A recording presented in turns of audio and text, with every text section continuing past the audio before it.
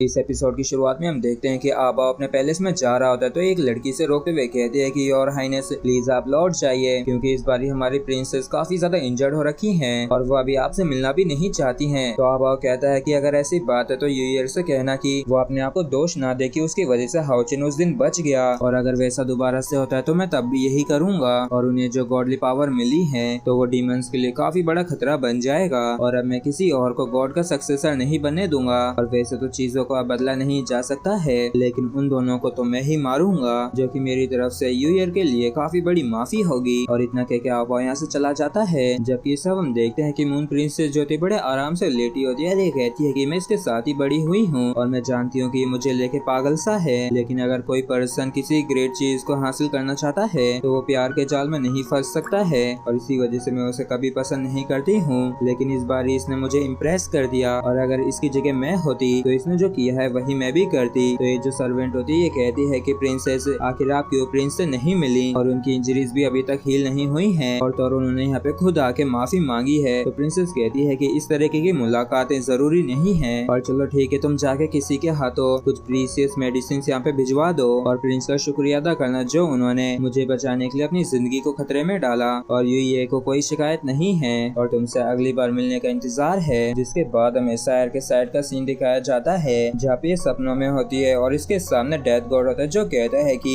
इन 7 deadly gets में enter करो, और जब सातों के दर्दों को महसूस कर लिया जाएगा तब इन सभी 7 डेडली गेट्स को तुम पास कर लोगी, और जो कोई भी डिवाइन फेवर को अवेक करता है उसे डेथ की पावर मिल जाती है। और ये सारी बातें याद आते हुए शायर को होश आ जाता है। जबकि हाउचिन के पेंडेंट में से वो जो स्केलेटन गार्ड होता है वो कहता है कि मास्टर बिल्कुल भी ठीक नहीं हो रहा है क्योंकि शायर पागल सी हो गई है। और इस चीज को सुनते ही हाउचिन एटर्निटी टावर लौट आता है और सभी यहाँ पे शायर को ढूंढने लगते हैं, और तभी ये स्पिरिट और ये गार्ड दोनों ही इनके सामने आके गिरते हैं और ये संभल पाते उससे पहले शायर वापस से इनके ऊपर काफी खतरनाक तरीके से अटैक कर देती है और ये दोनों ही दूर जाके वापस से गिरते हैं। और इस मोमेंट पे शायर वाकई में काफी खतरनाक लग रही होती है और कहती है कि तुम ही हो ना वो जिसने मुझे यहाँ पे लॉक किया है। और जैसे हाउचिन शायर के पास आने लगता है लेकिन तभी शायर इसके ऊपर अटैक कर देती है काफी खतरनाक तरीके से। तो हाउचिन इसे रोकते हुए कहता है कि शायर ये मैं हूँ हाउचिन। तो शायर अटैक करते हुए कहते हैं कि मेरे रास्ते को मत रोको, मुझे यहाँ से जाने दो, और अगर तुमने मुझे रोका तो तुम मारे जाओगे। और हम देखते हैं कि हाउचिन इंजर्ड होने लगा था और इस चीज को देख लीसिन के साथ सभी लोग ही काफी ज्यादा हैरान होते हैं और उन्हें समझ में नहीं आता कि आखिर यहाँ पे क्या चल रहा है। और इन लोगों को समझ में आ जाता है कि शायर को कुछ भी याद नहीं है, और जैसे हाउचिन सुनता है कि शायर को कुछ भी याद नहीं है तो ये ब्लॉक करते हुए कहता है कि शायद गॉड्स की अवेकनिंग की वजह से ऐसा हुआ है। तो शायर वापिस से कहती है कि क्या कहा तुमने, चलो दोबारा से कहो और मुझे यहाँ से बाहर जाने दो। तो हाउचिन कहता है कि शायर पहले मेरी बात तो सुनो, और पिछली फाइट की वजह से तुम्हें अभी आराम की सख्त जरूरत है। और वाकई में शायर इसकी एक बात नहीं सुनती और काफी खतरनाक तरीके से लगातार अटैक कर रही होती है। तो हाउचिन के पास भी कोई रास्ता नहीं रह जाता है, तो ये कुछ अटैक से ब्लॉक करता है तो कुछ को डॉज करता है। और जैसे शायर इसके ऊपर डेडली अटैक करने वाली होती है तो लीजिन तुरंत ही अपनी शील्ड बना देता है,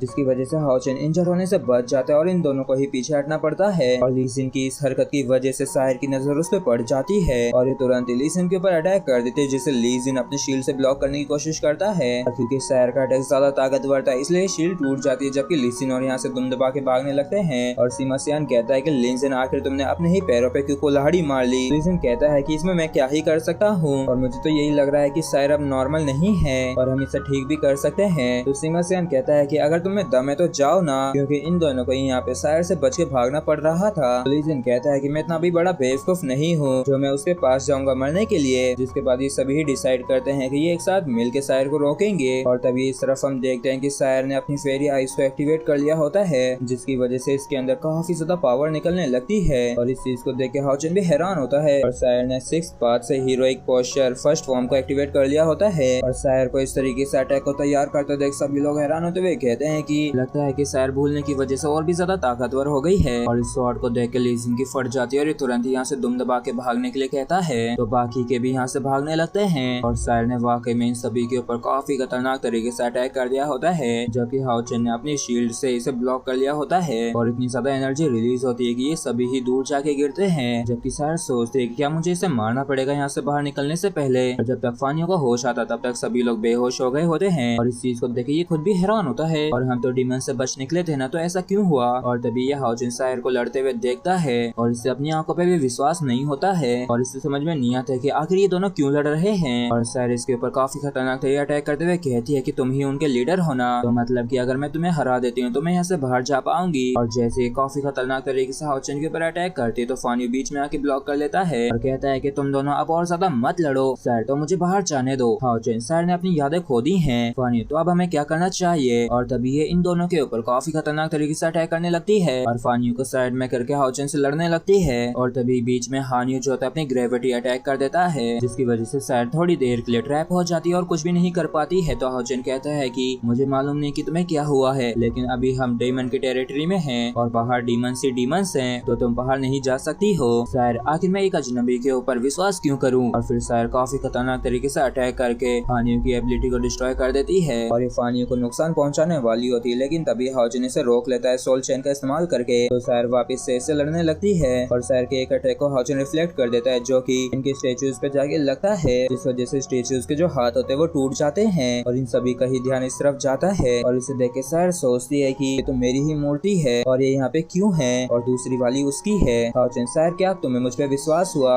सर, मुझे अभी असैसिन हॉल जाना है ट्रायल के लिए। और इस चीज को देख के हाओचेन भी काफी ज्यादा हैरान होता है, क्योंकि वो तो काफी पुरानी बात है, मतलब कि सर को बस 2 ट्रायल तक ही चीजें याद है, जो कि सर की जिंदगी का सबसे दुख भरा समय था। और मैंने सर से भी वादा किया था कि मैं कभी भी उसे वैसे बुरे समय से नहीं गुजरने दूंगा, लेकिन अब मेरी वजह से ये इस दर्द में हमेशा के लिए फंस गई है। और सर ने भी इसके ऊपर काफी खतरनाक तरीके से अटैक कर दिया होता है। हाओचेन ने भी अपने आर्मर को हटा लिया होता है और वाकई में सर की अटैक की वजह से हाओचेन इंजर्ड हो जाता है। और इस चीज को देख के सभी लोग काफी ज्यादा हैरान होते हैं और सर कहती है कि आखिर तुम ये क्या कर रहे हो, तुम आराम से इससे बच सकते थे। हाओचेन, मैं बस इतना चाहता हूँ कि तुम शांत हो जाओ। सर, मुझे समझ में नहीं आ रहा है कि आखिर तुम क्या कह रहे हो। हाओचेन, अगर तुम्हें समझ में नहीं आ रहा है तो कोई बात नहीं, और मैं चाहता हूँ कि बस तुम इतना जान लो, इस समय कैसा भी आ जाए हम लोग तुम्हें हर्ट नहीं करेंगे, बल्कि सिर्फ मदद ही करेंगे और सिर्फ प्रोटेक्ट ही करेंगे। और हाओचेन का भी ब्लड काफी बह रहा होता है और तुम मुझे भूल सकती हो लेकिन इस रिंग को तो नहीं। और इसे देख के सर भी हैरान होती है और कहती है कि आखिर ये तुम्हारे पास कैसे हो सकती है, क्योंकि मैं बिन मतलब किसी को भी ये नहीं देती हूँ, और अगर इसे दिया है तो ये कोई जानने वाला ही होगा। तो क्या सच में मेरी याददाश्त चली गई है? और तभी फान्यू हाओचेन को आके संभालता है। तो सर कहती है कि तुमने जो अभी बताया शायद मैं इस कहानी को सुन सकती हूँ। तो इस चीज को सुन के जो स्पिरिट होती है तुरंत ही मेमोरी बॉल को बाहर निकालती है और उसमें ड्रीम पैराडाइज के अंदर शायर की इमेज दिखाने लगती है कि कैसे शायर इनके साथ मिलके हाओचेन के साथ मिलके कैसे डीमन से लड़ी थी। और लीजिन को लगता है कि अब शायद शायर को सब याद आ जाएगा, जबकि शायर सोच रही होती है कि आखिर मुझे इनमें से एक भी बात याद क्यों नहीं है। और ये स्पिरिट शायर के पास आके पूछते कि क्या अब तुम्हें कुछ याद आया, तो शायर मना कर देती है। और इस चीज को सुन के सभी लोग वापस से सिर पकड़ के उदास होने लगते हैं। तो स्पिरिट कहती है कि एक अच्छी खबर भी है, बस याददाश्त को खोने के अलावा इसकी बॉडी में कोई भी दिक्कत नहीं है। गॉड से अवेकन होने के बाद ये लेवल 7 पे ब्रेक थ्रू कर ली है, इस वजह से इसकी पूरी बॉडी इंप्रूव हो गई है, इसलिए उदास होना बंद करो। और तभी शायर अपने वेपन को इसकी गर्दन पे रखते हुए कहती है कि क्या तुमने उन यादों को खुद बनाया है? तो इस वजह से ये लड़की डर जाती है और तुरंत ही पीछे हट जाती है और बहाना मार के यहाँ से निकल लेती है, जबकि ये लोग भी परेशान होती हैं कि कुछ भी काम नहीं आया। और ये सभी लोग सोचने लगते हैं कि आखिर अब ये लोग क्या करें। और तभी लीजिन कहता है कि मेरे पास एक आइडिया है, तो शायद इससे शायर की याददाश्त आ जाए। और लीजिन कहता है कि इन्हें सबसे पहले उसी से मिलवाते हैं जिनके साथ इसका सबसे ज्यादा डीपेस्ट बॉन्ड है। और इस चीज को सुन के ये लोग हाओचेन की तरफ देखने लगते हैं। लीजिन कहता है कि सिर्फ आप एक लौते हो जो कि शायर की याददाश्त दिला सकते हो, इसलिए हमें स्टेप बाय स्टेप ही सब करना होगा। और चलो शायर को हाओचेन के साथ की पहली मुलाकात को याद करने दो, जिसके बाद ही शायद शायर की याददाश्त आ सके। और हाओचेन ने टावर के अंदर सब कुछ तैयारी कर दी होती है। तो शायर अपने वेपन को रखते हुए कहती है कि मैं भी तो देखूं आखिर तुम लोग क्या कर रहे हो। और जैसे ही इस गेट के अंदर एंटर करती है तो किसी और जगह आ जाती है और इस जगह को देख के ये सोचती है कि यहाँ पे तो मैं पहले भी आ चुकी हूँ। और प्लान के अनुसार एक बीस्ट से ये लोग अटैक करवा देते हैं, जिसमें हाओचेन को शायर को बचाना था, लेकिन हाओचेन कुछ भी कर पाता उससे पहले ही शायर उसे निपटा देती है, जो कि चेरी चैन का पिगी होता है। जिसके बाद हाओचेन जो होता है ये पूरी सराउंडिंग्स को ही चेंज कर देता है और इसके पास आते हुए कहता है कि शायर क्या तुम्हें अब याद आया जब हम प्रोविंस कैपिटल के अंदर पहली बार मिले थे? और जब हाओचेन शायर के साथ होता है तभी कोई मिस्टीरियसली इनके पर अटैक कर देता है, जो कि इसके ही टीम के होते। तो हाओचेन इन सभी नेफ्स को पकड़ लेता है और इनका ये प्लान भी फेल हो जाता है। तो हाओचेन कहता है कि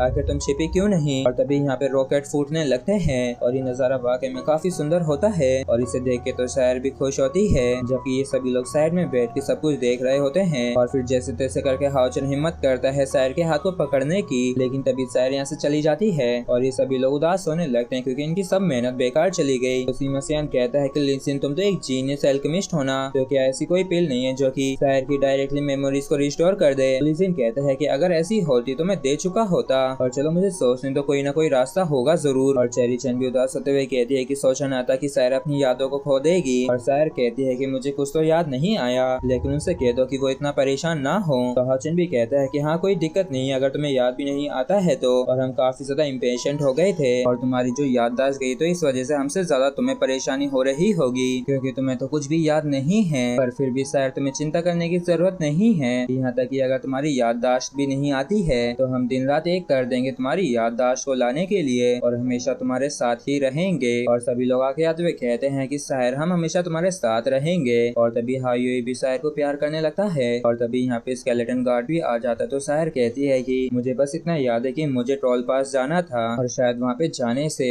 मुझे मेरा आंसर मिल जाएगा। तो लीजिन कहता है कि वाह क्या बात है, हम भी ट्रोल पास ही जा रहे हैं। तो चेरी चैन कहती है कि लेकिन अभी हम डीमंस की टेरिटरी में हैं, तो अकेला जाना खतरनाक होगा। और हाउचिन कहता है कि तो क्या तुम हमारे साथ चलना चाहोगी। और हाउचिन ने भी अपना हाथ आगे बढ़ा दिया होता है और इस चीज को देख के सभी लोग सायर के रिप्लाई का इंतजार करने लगते हैं, मगर सायर बिना किसी रिप्लाई के यहाँ से जाने लगती है और कहती है कि जब तक मेरी याददाश्त लौट के नहीं आती है तब तक मैं तुम में से किसी की भी बात नहीं सुनूंगी, बस मैं कुछ समय के लिए तुम्हारे साथ टीम अप ही कर रही हूँ। हाउचिन कहता है कि हाँ बिल्कुल, लेकिन हमारी जो अगली जर्नी है वो काफी खतरनाक होगी, क्योंकि जो टॉप के डीमन हंटर्स हैं उन्होंने इस पूरे एरिया को चारों तरफ से घेर रखा है। और हमारे जैसे जो लोकल डीमन हंटिंग ग्रुप्स थे जब वो मिशन पे आए थे उन्होंने अपना कांटेक्ट खो दिया था, इसलिए मुझे लगता है कि हमें सबसे पहले 2 होली प्लेसेस को फुल लेवल पे कलेक्ट कर लेना चाहिए, जिससे कि हम सभी की ही सेफ्टी बनी रहे। तो चेरी चैन कहती है कि अगर हमने ऐसा कर लिया तो डेथ रियल्म से बाहर निकलना काफी आसान हो जाएगा। तो सायर कहते हैं कि तो फिर ठीक है अभी ही शुरू करते हैं। और तभी ऊपर से स्टेयर्स निकल के आती हैं और जब ये इन तक आ जाती तो हाउचिन कहता है कि ठीक है अब हम सभी साथ मिलकर एक्ट करेंगे और सबसे पहले लेवल 2 के कुछ लेवल्स को क्लियर करेंगे, जिसके बाद ये आगे बढ़ेंगे। और हाउचिन कुछ भी कह पाता सायर काफी ज्यादा तेजी से आगे बढ़ती है और उस जगह में एंटर कर लेती है और हाउचिन इसे रोकने की कोशिश करता है, लेकिन सायर नहीं सुनती है। और इसके साथ ये एपिसोड यहीं पे खत्म होता है।